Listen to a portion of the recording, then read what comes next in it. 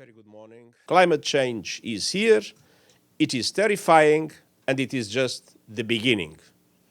The era of global warming has ended, the era of global boiling has arrived. The air is unbreathable, the heat is unbearable, and the level of fossil fuel profits and climate inaction is unacceptable. Leaders must lead.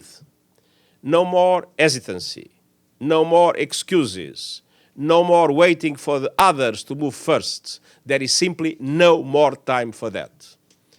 It is still possible to limit global temperature rise to 1.5 degrees Celsius and avoid the very worst of climate change, but only with dramatic, immediate climate action. We need ambitious new national emissions reduction targets from G20 members. And we need all countries to take action in line with my Climate Solidarity Pact and Acceleration Agenda. Hitting fast forward so that developed countries commit to reach net zero emissions as close as possible to 2040 and the emerging economies as close as possible to 2050, with support from developed countries to do so.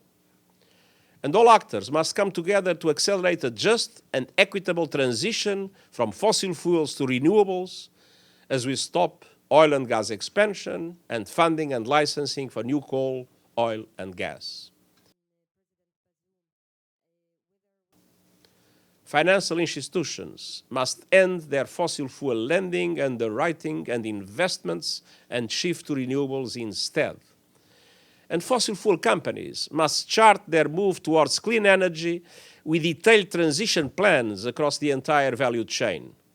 No more greenwashing, no more deception, and no more abusive distortion of antitrust laws to sabotage net zero alliances.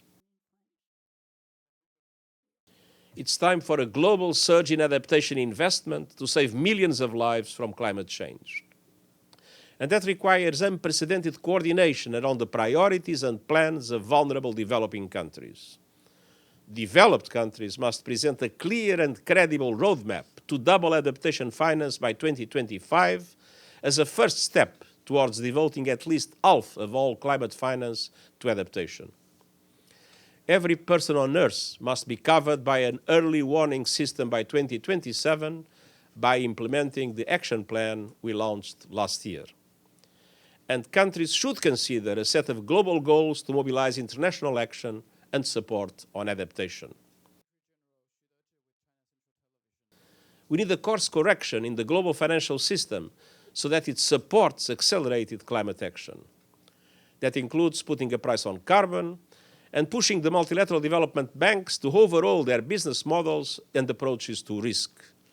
We need the multilateral development banks leveraging their funds to mobilize much more private finance at reasonable costs to developing countries and scaling up their funding to renewables, adaptation, and loss and damage.